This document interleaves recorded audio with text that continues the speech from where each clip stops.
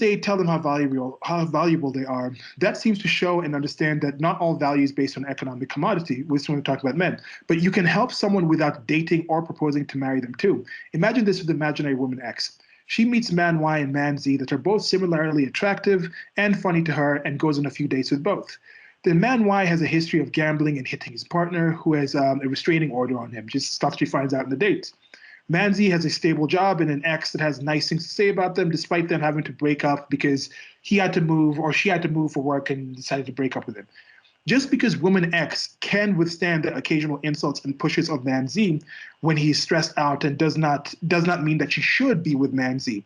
Even if man Z is not an option, even if if man Y, she can stand. He just slaps her. He doesn't really punch her. It's not like damaging. He's not breaking teeth or anything, not knocking her out of work. He's not just coming out and punching her. Maybe she says something. So she can withstand all that stuff. Yes, she's a strong woman. She can withstand it.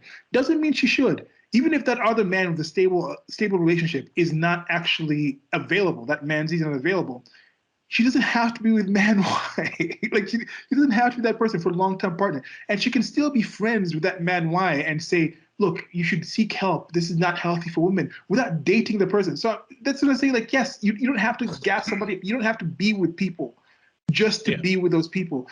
Yeah. It's tough, but something like this kind of makes me think they might be projecting their personal relationships, whether it's sexual relationships or with their friends. They feel like, okay, these friends are bad, but I still get that sucks. It sucks if that's the case. Well, because my thing too, and I don't know these women that well. I don't know their histories, but it's like, is there any woman who has very few sexual partners that's upset by this? That's what I wonder, because it seems like the women that are always triggered by this are women who have been with lots of guys. It's like, I mean, it's like with the body positivity stuff. The only difference there is you can see it. Like, who embraces body positivity? It's not thin women. Who says, oh, bodies are beautiful? It's like they'll say that about other women, but it's like, there aren't a lot of women who are like, like, I'm trying to think how to phrase this. It's like they defend other women, but I think that's more of a form of virtue signaling. But they themselves won't.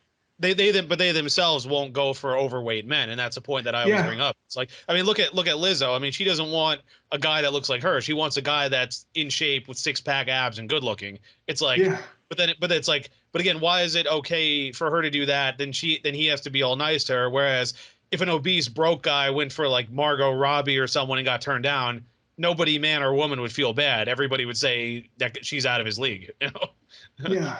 Yeah. It's some weird situations going on with this thing. And another thing.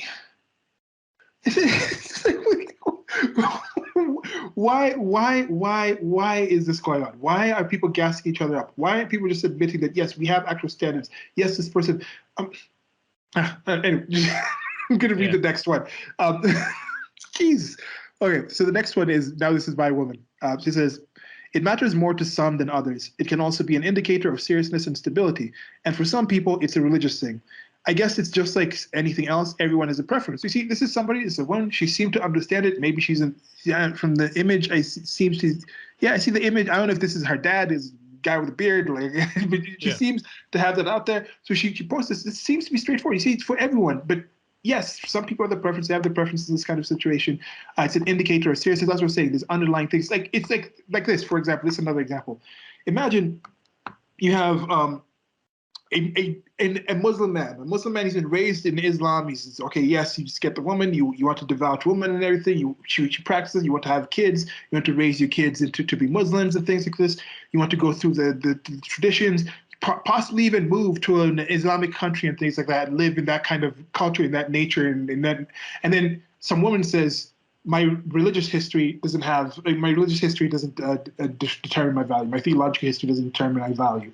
And then somebody comes in and says, well, why do you really care? Yes, she's a Wiccan. Yes, she's a polytheist. Yes, she doesn't really care about these things. Like, she doesn't want to have kids. That she wants to have her kids just learn anything when they grow up. So why do you care, you Muslim man? Are you hateful? Are you hateful to Western women? Because no, people would completely understand that man has an idea of the sort of relationship that he wants to have. So that's going to be a factor. But to somebody who's like, I'm an atheist, I don't really care too much about this, and oh yes, somebody who's spiritual, open, like that might not really be a factor to that person because of the sort of relationship that person wants to have.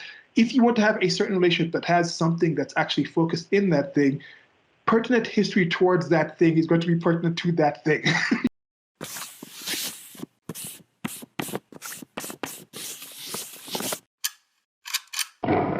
Thank you for listening. This has been a clip from an actual longer recording that I'll try to leave a link to on the screen or somewhere around here where you're listening to this. Presents. Presents. Presents. Presents. Peasants. Okay. Okay.